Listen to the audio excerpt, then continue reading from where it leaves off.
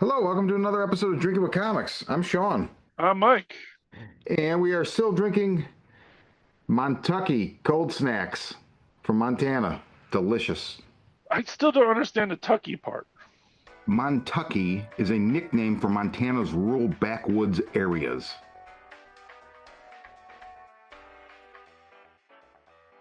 Okay, so we are going to discuss Energon Universe's G.I. Joe number 14. This is the second episode We're of, matching covers. yeah, Look at second that. episode of Dreadnok War.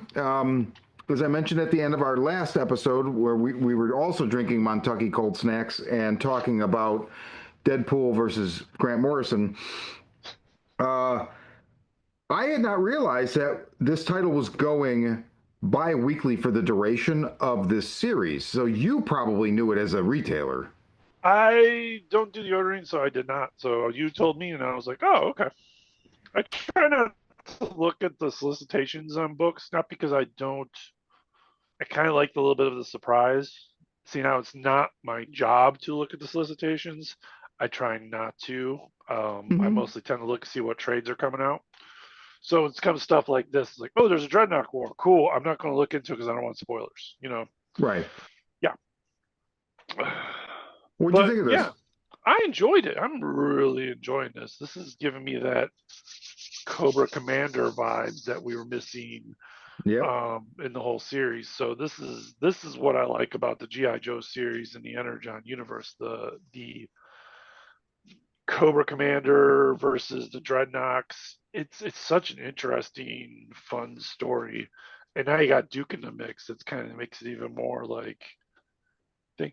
I think my only complaints is it feels like Duke and Cobra Commander have been going at it for years, where it's really just been like 2 months.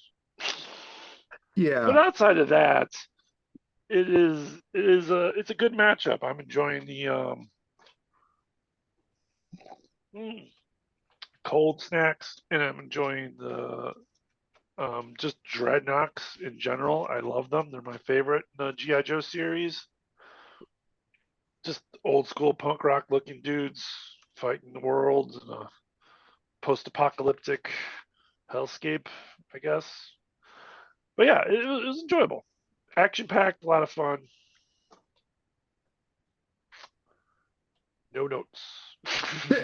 They're definitely, you bring up a good point with the Dreadnoks where like to kind of further this, the old school punk rock, post-apocalyptic, like I feel like that's obviously what the impetus behind all of the character creation, the vehicles, everything is exactly what you just said. But I kind Yeah, of feel like they almost were never used that way before no, because I the agree. cartoon kind of dumbs everything down and Well, there's Hama's G.I. Joe was just too real world based to kind of use that, but this is definitely going for that.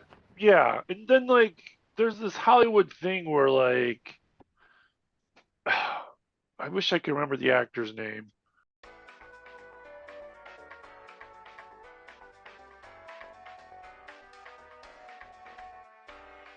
Mickey Jones.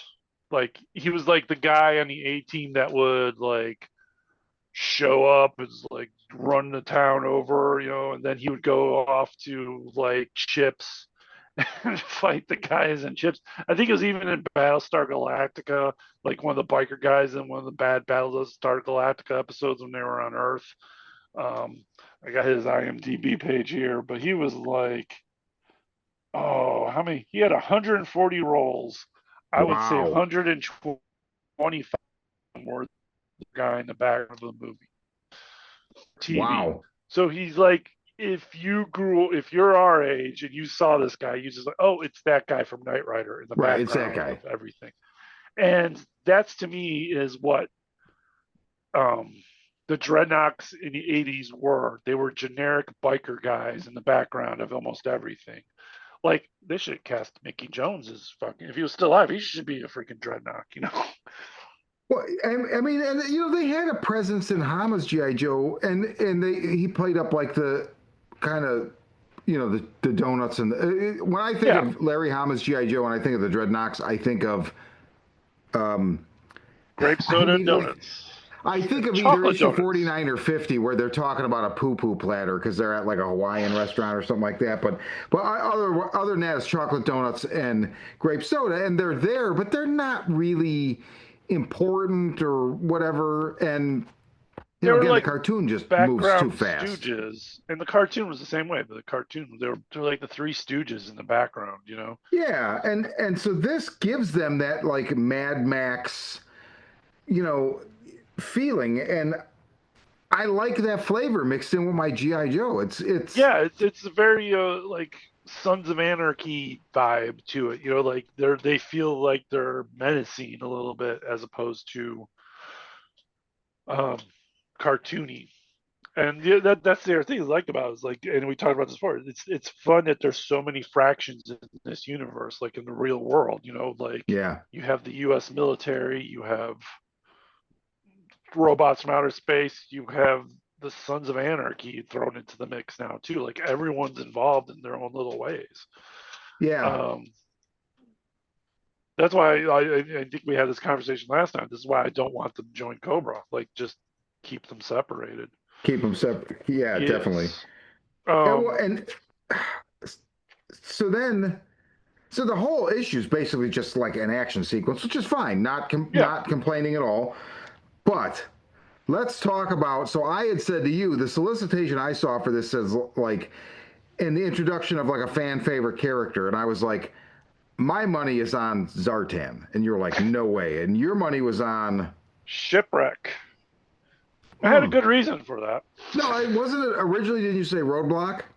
I said, well, Roadblock was my first choice because I was thinking like the whole Cobra Commander um, uh, at the end of this GI Joe movie where Cobra Commander and Roadblock were kind of hanging out together, running from Cobra Law.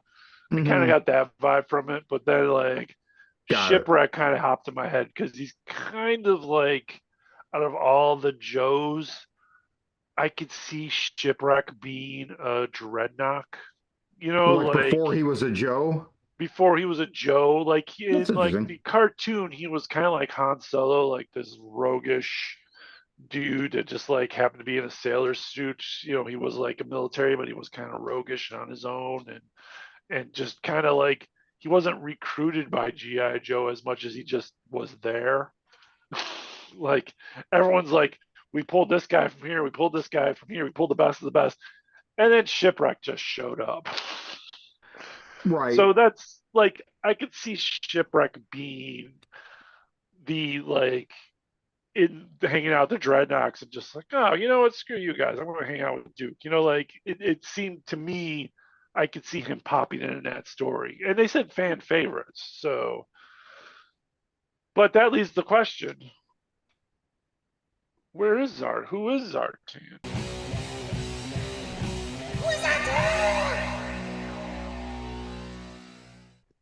I just want to point out, you know, like Shipwreck is totally based on Jack Nicholson in The Last Detail. That's I like, did never realize that. oh, I'll put in a picture here, but like Okay. I knew it No, even as a kid. Um, I don't think I've ever seen Last Detail, so I haven't either, but it's somehow I knew that. I don't know. Maybe I was I always got reincarnated from somebody Han that was a big. Solo because he's kind of cool. I Yeah, could see that. yeah. I also Um, like Shipwreck. You know, when your name's like Crasher and Thrasher, Shipwreck kind of it's fits into the okay. whole. Yeah, That's fair. It's an interesting theory. I like that. But it's not where they go with it, and I didn't realize. So I know I've heard a lot about this character they introduced being a fan favorite, and that's just bizarre. Like it never moved the needle with me at all. And that's Road Pig. But I will say, like the introduction here is fucking awesome. it is. And I've always liked. I think Rope Pig was one of my favorite action figures because out of all the Dreadnoks, he is the one that looked like he came out of Mad Max. He Yeah. had the little bow and arrow wrist thing that the one dude from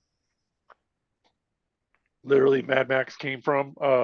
Road Warriors, I want to say it was the Hmm. movie, and you know had the mohawk, had the football, the upper gear, the football shoulder pad turns to armor. Yeah. That beautiful cinder block on a baseball bat. Oh man, that's some makeshift weaponry there. Yeah, I But yeah, like I was if you're wielding a cinder block, I like that. yeah, it's scary. Yeah, I was a little shocked that it was him. Like fan favorite? But apparently he is. Like they talk about him on Viper Island all the time. And I just didn't, I never realized it. I can picture the issue where he's introduced in Hama's G.I. Joe. He's on the cover dragging two characters. I can't think of, it's like, I'm just going to guess it's issue 58. I don't know if that's right or not. It's somewhere Yeah. around there. Maybe it's I don't think he 68. ever made it in a cartoon, at least the original one. Right. Yeah, I don't know. This page where Cobra Commander gets fucking hammered with the cinder block. Yeah, that's pretty brutal. You flip the page and then you see the discarded helmet and scraps of his uniform, and the pigs are eating it. I don't, that makes me, so if they hadn't shown that, I would have thought he might be dead. But when I saw that, I'm like, okay, he's not dead. That's a little bit of Yeah. overkill trying to establish like, oh, maybe he's dead. Like, okay, obviously he's not. But No. just the page with him getting hit, if that had ended there, I would have been like, dude, he might be gone. Like that might be that. I'm very curious to see. Yeah, I'm curious to actually see what his face looks like. Do we see his face in the comic? I feel like we did. I don't know. Yeah, I think we did too. But I think we're gonna see. I would be very curious to see like Duke react to the fact that he's not human.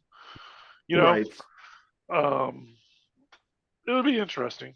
Yeah, I'm definitely looking forward to seeing where this goes. Um, although I do have a theory who might Zartan might be now. Okay, hit Going me. back to the Zartan thing, I think it's General Flag. Because if you read the Transformers book, he shows up in the Transformers book. He's way too happy, if that makes sense. I could be wrong, but did I not? I feel like I already guessed General Flag. I think we might have in the past too, like goofingly. I think we were talking that it might have been General No, Hawk I think or I General very Flag. seriously guessed General Flag. There was something that set off his reactions to things don't always make sense to me. And in that book, he does have all the Energon, and he's already familiar with Energon because of the hinted at fact that the Energon might have mutated him already to transform himself. So it just doesn't make sense to me in that universe, like that the U.S. military is very gun ho about being with hanging out with the Transformers. Like we're with you, Autobots.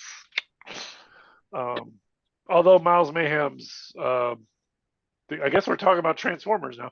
Although Miles Mayhem's whole thing about studying the thing, creating the mask vehicles in there is pretty obvious. Now that's kind of fun. Yeah, absolutely, Yeah. absolutely. But yeah, I think we're leaning towards General Flag now. I'll reiterate that, and either way, like I don't know, this book really like this. I said this for the last issue. I'm fully on board with this storyline so far. We're in a way that I have not been since this title launched. Yeah, I feel it's not as it's a little uneven. There's things I liked. I like the whole Baroness. I feel like I'm liking the more solo stories, like the whole Baroness versus Major Blood storyline that just went on. The whole Clutch kind of hanging out with Hound thing going on. But then you got like these like Major where they're all trying to fight, and it's not working. Like the behind the scenes stuff is a lot more fun than the actual pull off. And that's what this is. This is just more Cobra Commander based front story than anything else. Yeah. But yeah. So it'll be interesting to see where it goes for sure. Yeah. Especially with Void Rivals starting up the Quintesson War this month or next month, whenever it's soon. And soon, yeah. Is that going to be? I don't know if that's also. Too? Say again. Is that going to be bi-weekly too? I was just going to say, I don't know if that's going to be bi-weekly as well, but possibly. I think that would be pretty cool. Um, yeah, I don't know. I'm very curious to see the state of Cobra when this series is done. So looking Oh, forward I'm to it. sure Cobra Commander will be back. I'm sure he will be too. But Like, I here's what I'm feel like interested in. GI Joe has taught me anything. It's like everything goes back to status quo after whatever happens in that It episode. it does, but here's another thing though. I'm the hammer hit. Since I don't think he's dead, I think it will introduce some new facet to him that we're unaware of. Yes, So that is why it's exciting to me. Not because I think he's dead, because I don't think he's dead. But yeah. that So, helmet's pretty well destroyed too. There's a chunk of it missing, so even if he puts it back on, just part of his face is going to be popping up. yeah. Yeah, I'm curious to see where it goes. I think he's lost his cool little transformer hand. That's kind of Yeah. sad. Yeah. Maybe he'll get a chainsaw for a hand. Works good for Buzzer. Yeah. So that's G.I. Joe 14 Dreadnok War episode 2. And this is Drink of a Comics. I'm Sean. Yeah. Mike.